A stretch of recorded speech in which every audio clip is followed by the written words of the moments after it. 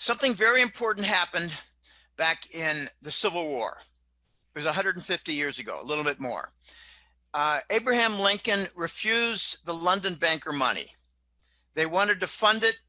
They wanted to fund the Civil War in order to capture the United States and make them a vassal. And of course, they succeeded in other methods. But Lincoln refused them. And on the London Times, in successive Sunday issues on the op-ed, they had reports that said, Lincoln must die. And they painted him in a very bad color, very bad light. Okay, so Lincoln eventually was murdered by the London bankers, and they had their own patsy. Their Lee Harvey Oswald was John Wilkes Booth. But the United States did not have that money, did not make that deal. And as a result, after the Civil War in 1871, there was the United States Incorporated Corporation that was created, a very funny name. I call it U.S. Government Corp. It's a little bit simpler and rolls off the tongue more easily. And in the following two cabal-sponsored world wars, the United States got into more financial trouble. And the result was that after 1871 and affirmed further after the world wars, the United States became subject to the Vatican. And this is a dirty secret that is not widely told, but this entity has been at work now for 150 years. And in March of 2020, this past year, Trump enabled, facilitated, and forced its bankruptcy. And I believe that put into hyperdrive the Vatican / cabal / Rockefeller Institute, which includes the medical, into overdrive to bring down the Trump administration with the COVID fake pandemic, with the enabled mail-in votes that completely perverted. I knew this was going to be perverted way back in July when they started talking about the new rules for the mail-in, absentee ballot, whatever you want to call it. But we've got a transition, Robert, and I am of a firm opinion because I've got a couple sources.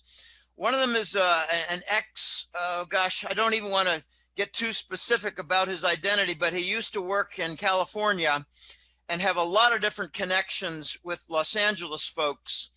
And now he's a historian, and he's been pointing me. He said, Jim, if you want to know the true path, you got to follow Anna von Reitz and do some reading over Christmas vacation. Spend a day, spend a few hours. So I followed up as best I could, given my personal situation here. And what I've learned is that we've got a transition in progress that's fascinating. And what happened was that in March, the bankruptcy was declared. And not only did we declare bankruptcy against our landlord, the Vatican, which is a big bank, and gosh, they got a big storefront being a religious institution, and it's more like a satanic ritual house. And it's really quite pathetic and nefarious. But Trump and the best elements of the European military and the Interpol conducted raids. This is my understanding, raids on the Vatican. And they made off with, I first was told it was 17 plane loads, and now I'm told it was over 500, maybe 600 plane loads. And we're talking about a tremendous amount of gold. I mean, like multiples of Fort Knox that were seized.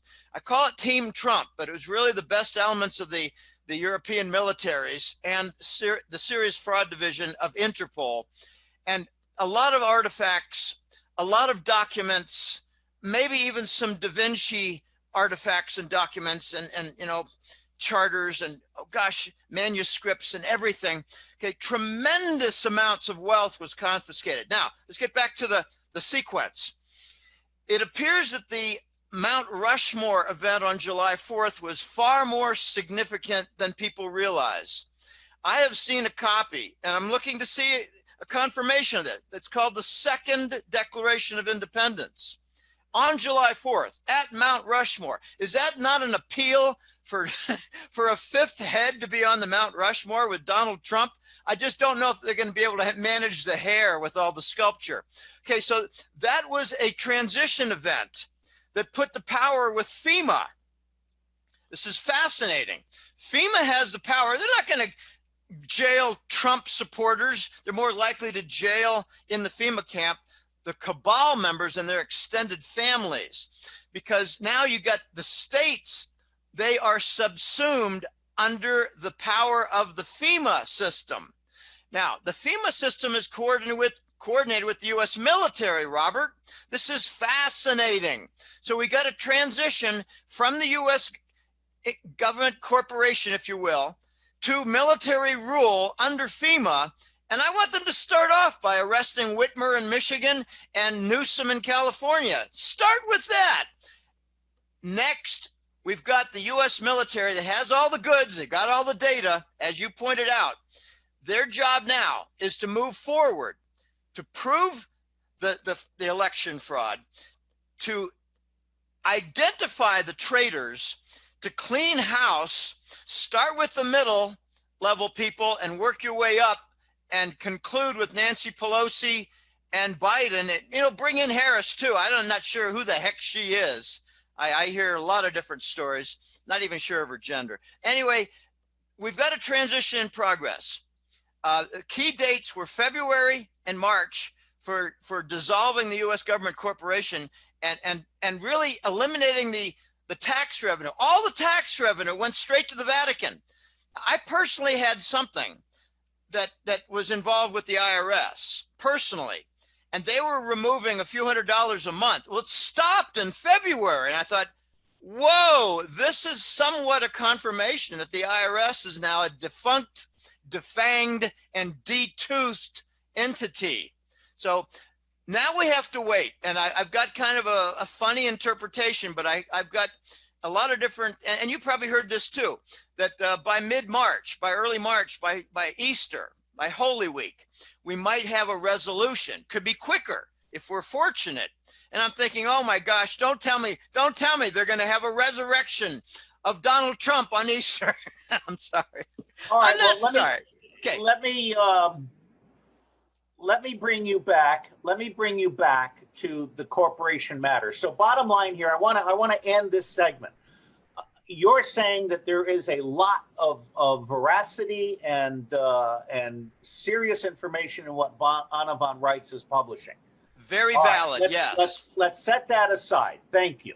Now, there are a lot of people, including David Icke, whom I respect very much, and a few others, who are completely attempting to debunk Q, saying in part there have been no arrests, which is not my understanding.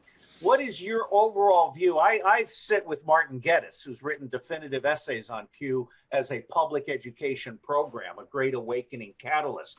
What is your view, very briefly, on the matter of Q and the conversation that has gone around Q to include all of the attacks against Q by people who are otherwise very smart? I think they're wrong in attacking the Q story and debunking the Q story and claiming that it's not correct and true. I think it is true. I cannot attest to its origin, but I believe that in the last several years, it involved the recruitment of Donald Trump. He originally didn't want it, didn't want the job. He was very fearful of the safety of his family, but they assured him the safety. I personally know somebody who's in a Twitter network, and she's from Texas in the South. She's got some Washington connections, and she's got a group of about 20 different people, and one of them is John Kennedy Jr. And she said, Jim, Q is real. I'm in touch with some people who know Q entities. And I thought, this is fascinating also, very, very stimulating.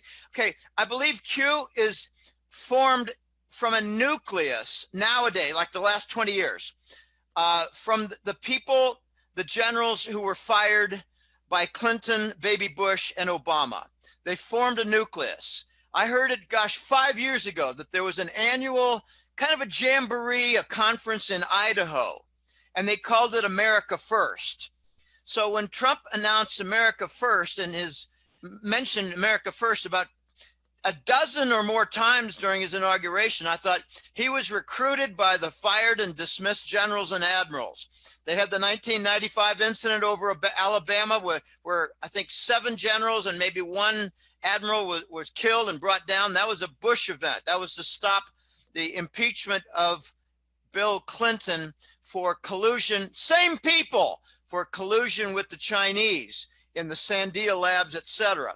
Okay, Q is real. I can't say 100% certain, but golly, I've got a lot of different indicators that support it. And I think it's going to become more apparent soon.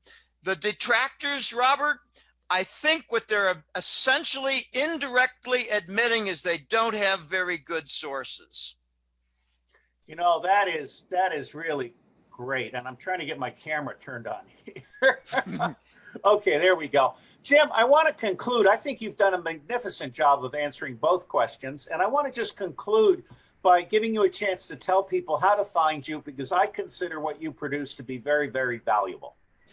I've got some validity. You know how we've been saying in the last few weeks that if a topic is being censored, it's validated, therefore. Well, I've been getting hacking attempts.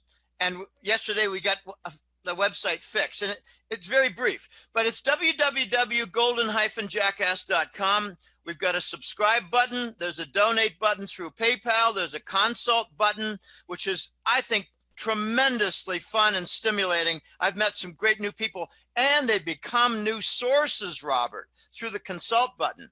And then I've also got the sponsor button, and I've got, I'm looking at a guy who I'm very grateful to here, and this is all very nice. This is very nice. So there's the website, golden-jackass.com. And it's been around for 16 and a half years, almost the 17th anniversary, going strong. But, I still need support. I've got a lot of challenges.